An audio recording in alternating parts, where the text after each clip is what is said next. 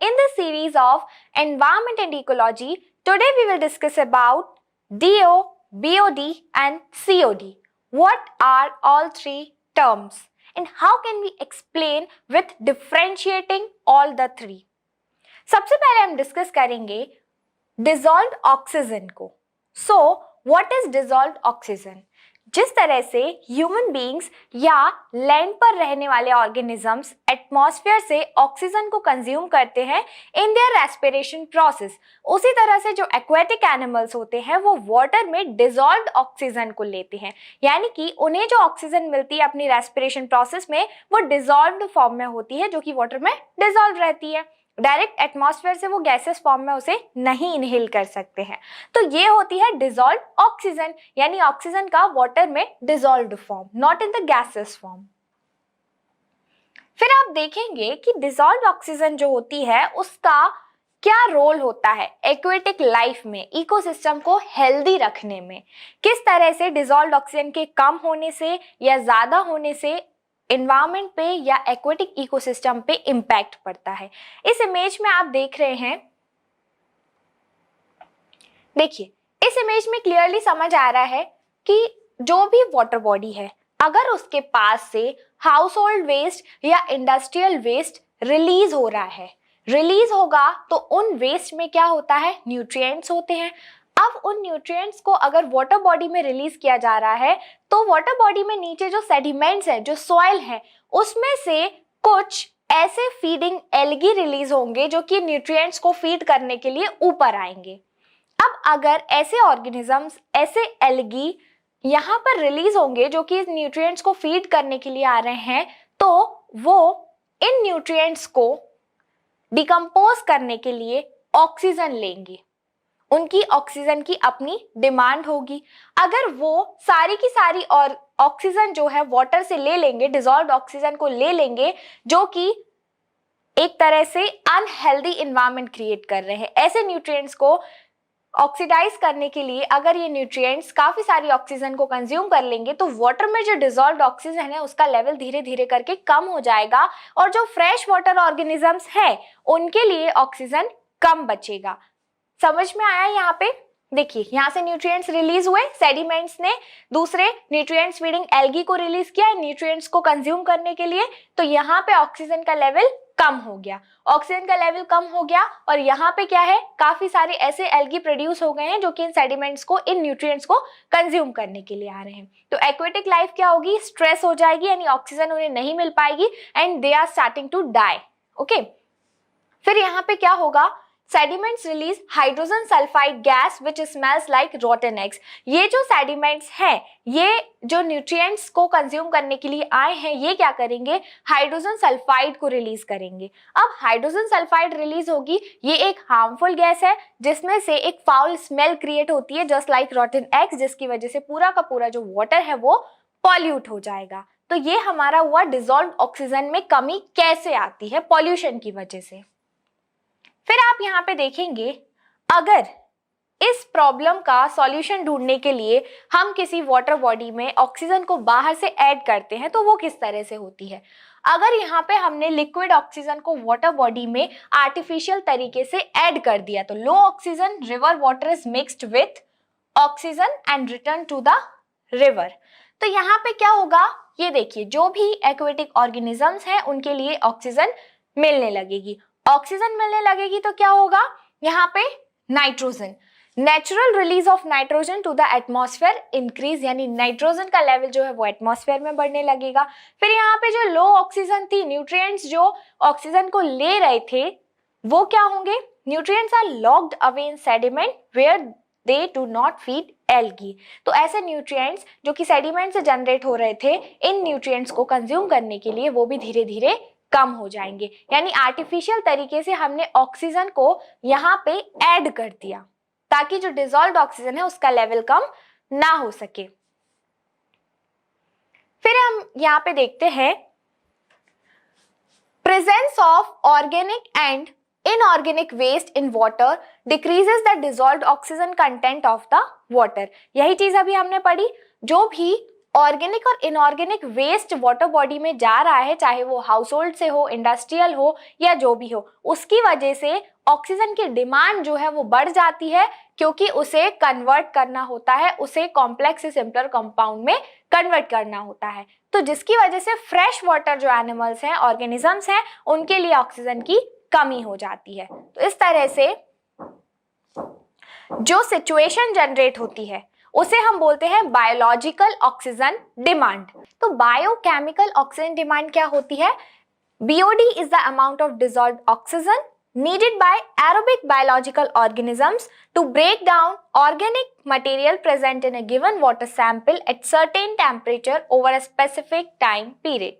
इसका मतलब है जो एरोबिक बायोलॉजिकल ऑर्गेनिजम्स सेडिमेंट से रिलीज हुए, क्यों? क्योंकि जो हमने इंडस्ट्रियल वेस्ट को वाटर बॉडी में डिस्चार्ज किया था, उसकी वजह से काफी सारे ऐसे एरोबिक ऑर्गेनिजम्स प्रोड्यूस हो जाएंगे, जनरेट हो जाएंगे सेडिमेंट्स में से, जो इन पर फीड करने के लिए आएंगे। अब अगर वो इन पर फीड करने के लिए आएंगे तो इन्हें ब्रेक डाउन करने के लिए, इन्हें डिकम्पोज करने के लिए ऑक्सीजन की रिक्वायरमेंट होगी, क्योंकि वो एरोबिक माइक्रो ऑर्गेनिजम्स हैं। तो वो सारी की सारी ऑक्सीजन जो कि वाटर में डिसॉल्व्ड ऑक्सीजन के फॉर्म में प्रेजेंट है, वो इन्हीं के द्वारा कंज्यूम कर ली जाएगी। अगर ये सारे डिसॉल्व्ड ऑक्सीजन को कंज्यूम कर लेंगे तो यहाँ पे जो फ्रेश वाटर ऑर्गेनिजम्स हैं उनके लिए ऑक्सीजन का सप्लाई कम हो जाएगा और एक कंडीशन क्रिएट हो जाएगी जिसे हम बोलते हैं हाइपोक्सिया। हाइपोक्सिया का मतलब होता है डिवॉइड ऑफ ऑक्सीजन, यानी कि there is a lack of dissolved oxygen in that water body. Okay, तो यहाँ पे जो फिशेस या अदर ऑर्गेनिजम्स है वो धीरे धीरे डाई होने लगेंगे। यहाँ एक और चीज फिर देखी जाएगी जो कि हमने कल के यानी कि पिछले लेक्चर में पढ़ा था, यूट्रोफिकेशन या एल्गल ब्लूम्स या वाटर ब्लूम्स। क्या होता है? काफी सारे एल्गल ब्लूम्स जो है वाटर बॉडी के ऊपर एक लेयर बना लेंगे, ग्रीन कलर की, रेड कलर की, जिन्हें हम बोलते हैं एल्गल ब्लूम्स या वाटर ब्लूम्स, जिनकी वजह से जो ऑक्सीजन का सप्लाई एटमॉस्फेयर से आ रहा था वाटर बॉडी में वो भी धीरे धीरे कम हो जाएगा। ये एल्गल ब्लूम्स कहाँ से आए? यही सेडिमेंट्स में से जो रिलीज हुए एरोबिक ऑर्गेनिजम्स, वही एल्गल ब्लूम्स बन के ऊपर की लेयर बना लेंगे, जिसकी वजह से एटमॉस्फेरिक ऑक्सीजन भी वाटर में आना कम हो जाएगी, यानी यहाँ पे यूट्रोफिकेशन की कंडीशन भी बढ़ जाएगी। तो ये हुआ हमारा biochemical oxygen demand. I hope आप सभी को डायग्राम के थ्रू समझ में आ रहा हो किस तरह से ये फीडिंग के लिए, यानी कि जो भी हमने डिस्चार्ज किया वेस्ट मटेरियल, पॉल्यूशन, उस पे फीडिंग करने के लिए जो एरोबिक ऑर्गेनिजम्स आते हैं उन्हें ऑक्सीजन की रिक्वायरमेंट होती है डिकम्पोजिशन के लिए, और वो सारी की सारी ऑक्सीजन कंज्यूम कर लेते हैं जो कि वाटर में प्रेजेंट है, जिसकी वजह से हाइपोक्सिया की कंडीशन जनरेट हो जाती है। तो ये पूरा हुआ बायोकेमिकल ऑक्सीजन डिमांड। अब यहाँ पे हम क्या समझ सकते हैं कि जैसे जैसे BOD बढ़ रहा है, यानी बायोलॉजिकल ऑक्सीजन डिमांड बढ़ रही है, वैसे वैसे डिसॉल्व्ड ऑक्सीजन जो है वो कम हो रही है। ठीक, आप ग्राफ के थ्रू समझ सकते हैं। ये देखिए, यहाँ पे बायोलॉजिकल ऑक्सीजन डिमांड जो वो इनवर्सली प्रोपोर्शनल है डिसॉल्व्ड ऑक्सीजन के, क्योंकि BOD यानी BOD किसके द्वारा कंज्यूम की जाती है? हार्मफुल एरोबिक ऑर्गेनिजम्स के द्वारा। तो अगर वो बढ़ रही है, उनकी ऑक्सीजन की डिमांड बढ़ रही है, तो वाटर में जो डिसॉल्व्ड ऑक्सीजन है वो अपने आप ही कम हो जाएगी, यहाँ पे कम हो जाएगी, यानी वाटर का पॉल्यूशन लेवल जो है वो बढ़ रहा है। इससे ये प्रूफ हो जाएगा। अब आप यहाँ पे देखेंगे कि अगर 1500 mg मिलीग्राम्स पर लीटर से ज्यादा BOD है या 1500 मिलीग्राम पर लीटर तक BOD है, तो हम उसे प्योर वाटर या फ्रेश वाटर कह सकते हैं, यानी it's a pollution free water. लेकिन अगर 1500 mg पर लीटर से 4000 mg पर लीटर तक BOD की वैल्यू है, तो उसे हम पॉल्यूटेड वाटर की कैटेगरी में रखेंगे। यानी यहाँ पे हमें समझ में आ जाएगा कि वाटर में पॉल्यूशन जो है वो बढ़ रहा है, क्योंकि BOD अगर बढ़ रही है तो डिसॉल्व्ड ऑक्सीजन अपने आप ही कम हो रही है। फिर अगर 4000 मिलीग्राम पर लीटर तक BOD पहुंच जाता है या उससे ऊपर पहुंच जाता है, तो हम उसे बोलेंगे हाईली पॉल्यूटेड वाटर।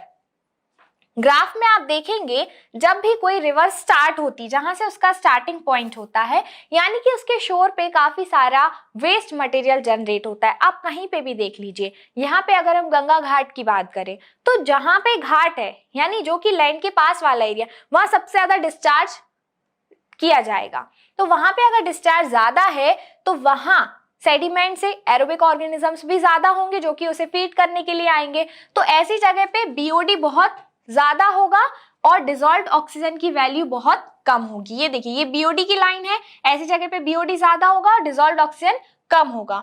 लेकिन जैसे जैसे रिवर का फ्लो आगे बढ़ता जाएगा, जहां पे डिस्चार्ज कम हो रहा है या जहां पे ना इंडस्ट्री है, ना कोई मंदिर है, ना कोई हैबिटेट है, तो वहां पे डिस्चार्ज कम होगा तो अपने आप ही बीओडी की वैल्यू कम होती जाएगी और डिसॉल्व्ड ऑक्सीजन की वैल्यू बढ़ती जाएगी, यानी कि आगे चल के वो वाटर फ्रेश होता जाएगा।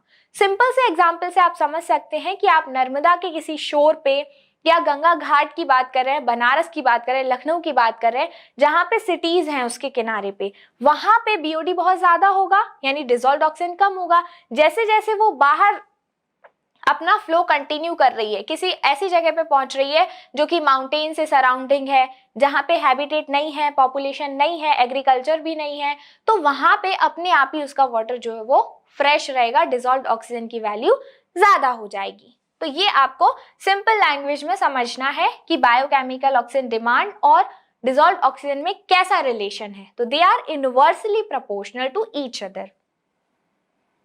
फिर आप देखेंगे केमिकल ऑक्सीजन डिमांड क्या होता है। देखिए, बायोकेमिकल ऑक्सीजन डिमांड और केमिकल ऑक्सीजन डिमांड में बहुत ज्यादा डिफरेंस नहीं है, लेकिन केमिकल ऑक्सीजन डिमांड की जो प्रोसेस है वाटर की पॉल्यूशन को पता लगाने की, वो थोड़ी सी ज्यादा बेटर हो जाती है। कैसे? Chemical oxygen demand is a slightly better mode used to measure pollution load in water. COD measures the oxygen required to decompose organic and inorganic constituents present in the wastewater by chemical reaction. वहां पे हमने कैसे पता किया था? Biochemical, यानी जो aerobic organisms consumption कर रहे थे ऑक्सीजन का, उसके थ्रू पता किया था। और यहाँ पे केमिकल ऑक्सीजन डिमांड में केमिकल्स का यूज किया जाएगा, यानी केमिकल रिएक्शन की प्रोसेस के थ्रू पॉल्यूशन का पता लगाया जा सकता है कि कितनी ऑक्सीजन जो है वो ऑर्गेनिक इनऑर्गेनिक कॉन्स्टिट्यूएंट्स में यूज हो रही है, यानी डिकम्पोजिशन के प्रोसेस में यूज हो रही है। आज हमने यहाँ पे देखा dissolved oxygen, biochemical oxygen demand और केमिकल ऑक्सीजन डिमांड। ये जो एयर पॉल्यूशन वाला पार्ट है ये इसका पार्ट नहीं है, आपको यहीं तक समझना है आज के लेक्चर में। So this is all what we discussed today and be in touch with us. Next lecture में हम मिलेंगे किसी नए टॉपिक के साथ, तब तक के लिए थैंक यू सो मच।